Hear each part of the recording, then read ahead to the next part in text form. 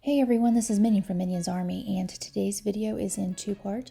First part, we are going to take a look at CWL, take a look at the December CWL, and look forward to 2020 CWL for January. And if you are interested in joining Parrots, here is our clan tag and our Discord. You need to join the Discord first, and we'll give you the clan password. But more importantly, CWL is happening in one day. We want to get ready for this, and we are going to take a look at the last CWL, more as inspiration for the next one. But looking back to look forward, we noticed that we had 3 wars where we were tied in the star count and lost fun percentage. If we were able to win those wars, we would have even with the loss to Wicked and Wild, we would have gone on to Champions 1. You guys were killing it in the war attacks. You're doing awesome work. We just need to grab that extra percentage. If there's any free percentage, grab it first so that we can pull in the win. So here's some clan pride from Steve, and then also from Good Fighter. This is my self-disclosure. I really did not believe that there was going to be an update CWL week. Totally caught off guard. I missed, and I apologize, I missed so many attacks, and I'm just going to show screenshots of all the triples that I lost in that December CWL. But here's the roster. Looking forward to the January 2020 CWL. I did not include any duplicate accounts. I just went with the main account names. And I am really excited for this new CWL. I was able to pull in a live recording of Chuck Diesel doing a triple at the very end of the previous CWL week, and we'll want to take a look at that. It was a DragBat attack. I also have another DragBat attack at the end of the video by Enforcer, and then I have 2 Electrone attacks also at the end. So let's take a look here at Chuck Diesel. As you can see, it is live coming in, and had I known that we were going to have the update, definitely we would have spun earlier. We ended up spinning on day 2. But if we had spun earlier, we would have got more value for that, and we would have held back attacks. But as it was, the enemy had less attacks than we did, so it was definitely an advantage to us in that final one. And we have the Royal Champion coming in. She's there taking on the enemy clan castle troops. She's taking a beating from that cannon and ends up going down. So the enemy clan castle troops, they're going to cycle down to the south. He has the funnel cut. The queen, if you notice, she came in from 12 o'clock. She was able to grab 2 ADs, which was super handy. So now we're coming in. We have 1 dragon on the enemy clan castle troops, and that hound is going to split or pop, however you want to say. The hound's going to pop. Pups are going to come out. Just a little bit more of a nuisance, and that hound pulls all those dragons off course, which really causes an unfortunate troop split. We've got the warden and the queen up in the north with a dragon and some loons. We've got some dragons that now they go to the skeletons, they go back to the core, and then we have more dragons in the south. We've got the slammer coming in at about 8 o'clock. And if you notice this base building thing here, the Infernos, they didn't look like they were close enough to cover each other. However, they were, and he ended up having to burn 3 freezes on those Infernos. The Infernos ended up taking those bats out, so he didn't get a whole lot of value for his bats. I mean, he got some value, but not a whole lot. But it's not going to matter in the end. As you can see, I included it on YouTube, so it is a triple. And we're going to finish this attack off, and he's going to get it and pull it in and definitely help secure the win in that final war. So I just want to take this second while this attack is finishing up to say thank you to everybody. I'm at about 440 subs. If you like my content, go ahead and sub and leave comments, push the like button, turn on the notifications, all the rest.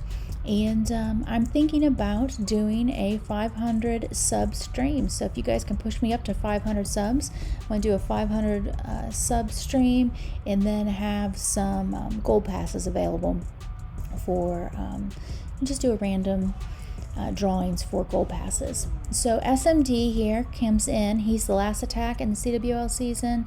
I just wanted to include that one. I did not include the whole thing, just to shout out to SMD for actually holding his attack. He was the one clanmate who said, hey guys, you know, the update's coming, it might happen before CWL, and all of us were blowing him off and saying, no, it won't happen, it won't happen during CWL week.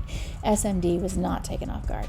But if you were, go ahead and leave a comment on that. It's a little more clan pride from Caveman and UA. So here we go, we have some attacks coming in.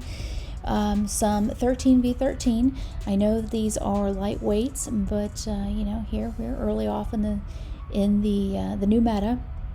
The offense is definitely ahead of the defense.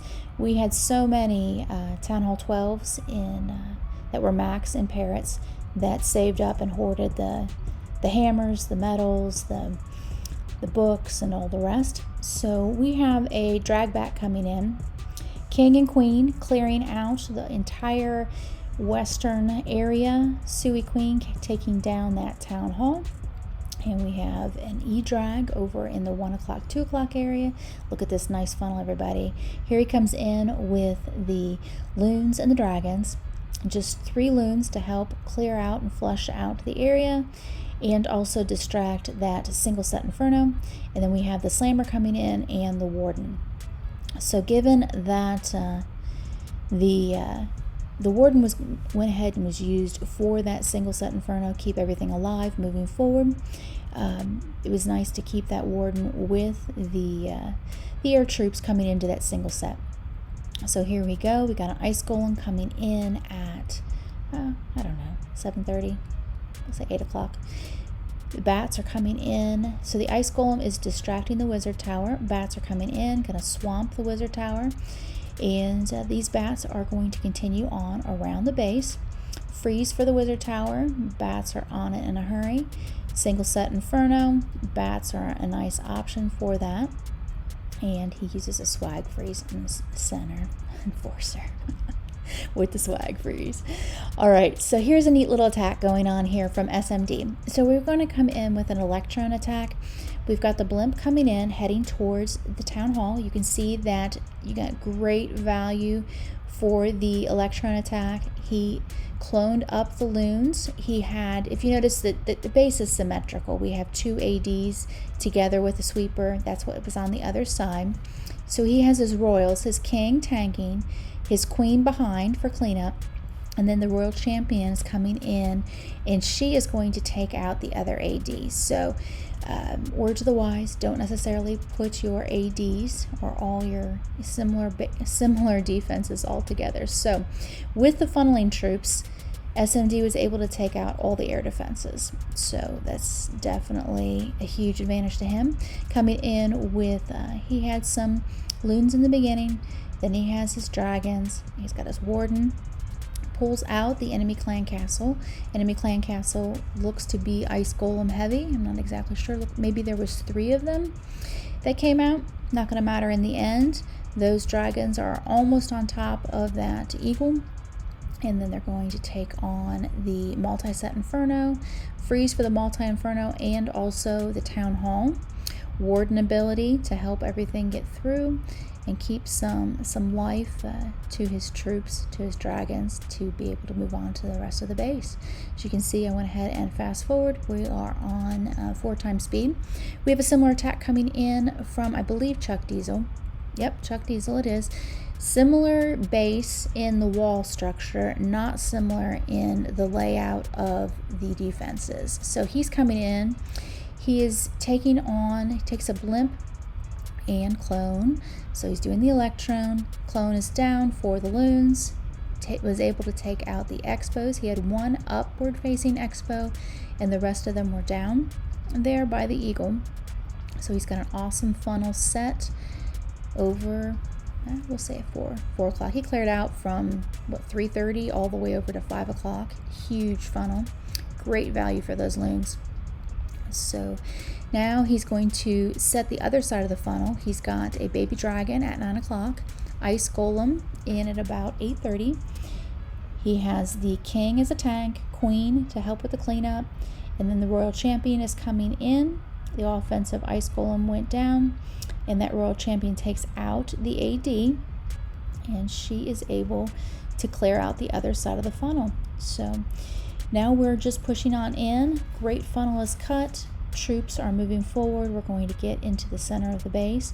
He's going to fight that sweeper here in a little bit, but it's not much of a problem. He's got this base mostly down. Raged up, and he freezes the sweeper, the town hall, and also the multi-set Inferno.